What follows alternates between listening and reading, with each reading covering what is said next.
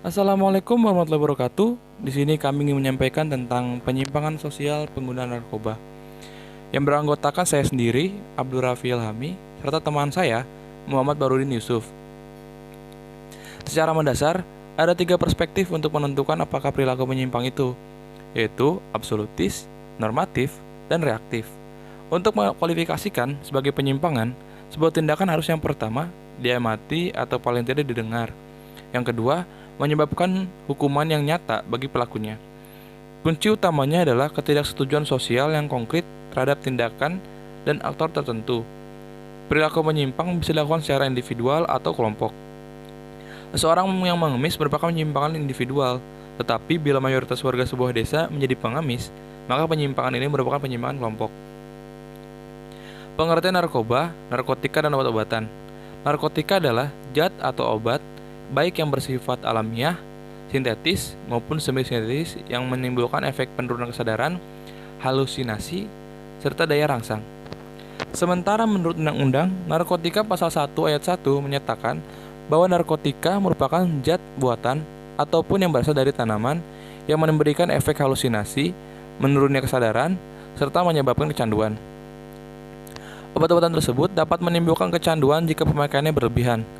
Pemanfaatan dari zat itu adalah sebagai obat, penghilang nyeri, serta memberikan efek ketenangan. Penyalahgunaannya bisa terkena sanksi hukum. Sejarah narkoba. Dalam perkembangannya, pada tahun 1805, seorang dokter berkebangsaan Jerman bernama Friedrich Wilhelm menemukan senyawa opium amoniak yang kemudian diberi nama morfin. Di mana nama morfin sendiri diambil dari nama dewa Yunani yaitu Morpheus, yang berarti dewa mimpi. Pada tahun 1898, narkotika diproduksi secara massal oleh produsen obat ternama Jerman yaitu Bayer. Pabrik itu memproduksi obat untuk penghilang rasa sakit dan kemudian memberi nama obat itu dengan sebutan heroin. Ditemukan dan dikembangkannya narkotika tidak lain dan tidak bukan pada dasarnya adalah untuk kepentingan medis atau pengobatan.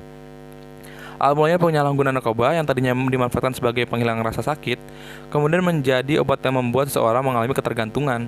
Pendamping zat adiktif berbahaya dapat memicu seseorang menjadi berhalusinasi semakin tinggi dan kecanduan yang dapat merusak jaringan, syaraf, dan organ-organ tubuh seseorang sehingga pada akhirnya berimbas pada kematian.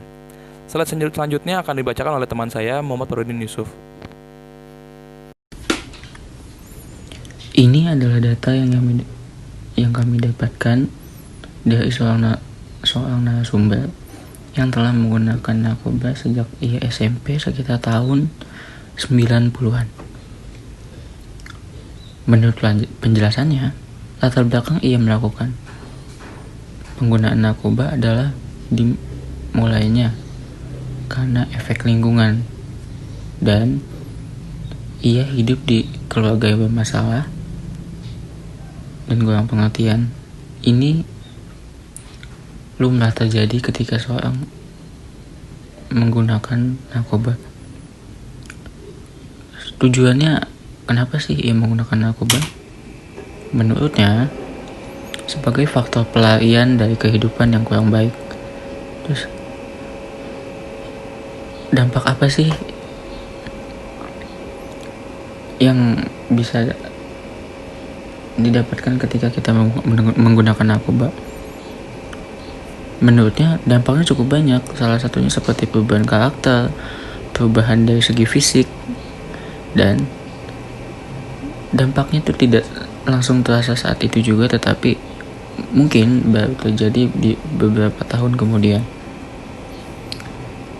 Kami melakukan dialog gitu ya, seperti ini. Dari manakah Anda mengetahui narkoba? Ia menjelaskan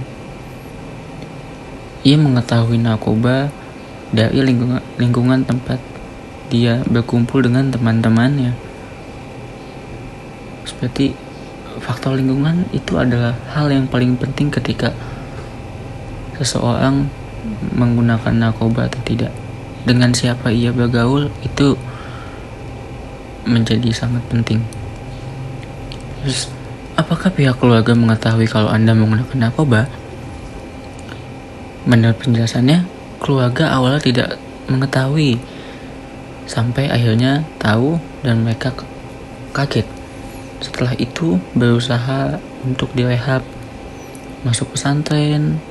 Tapi karena pergaulan dan lingkungan yang kuat, itu nggak mungkin bisa menyelesaikan masalah.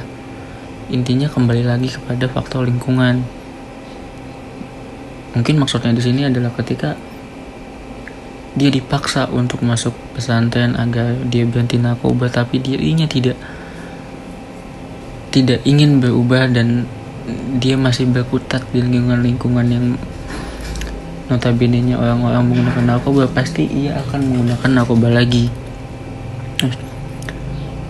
Apakah sampai saat ini masih menggunakan narkoba? Menurutnya, ia sudah berhenti sekitar 5 tahun yang lalu. Intinya bukan karena faktor rehab atau faktor kita di pesantren. Faktor yang bisa menyelamatkan kita dari narkoba itu adalah diri kita sendiri. Kalau ada keinginan dari kita ingin sembuh, pasti akan selesai dengan sendirinya.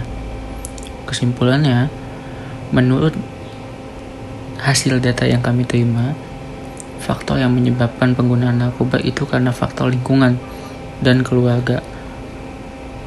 Untuk menghentikan penggunaan narkoba tidak bisa diselesaikan hanya dengan melakukan rehab, akan tetapi harus ada kemauan dari diri si pengguna untuk mau berhenti atau tidak menggunakan narkoba. Itu. Terima kasih. Sekian presentasi dari kami.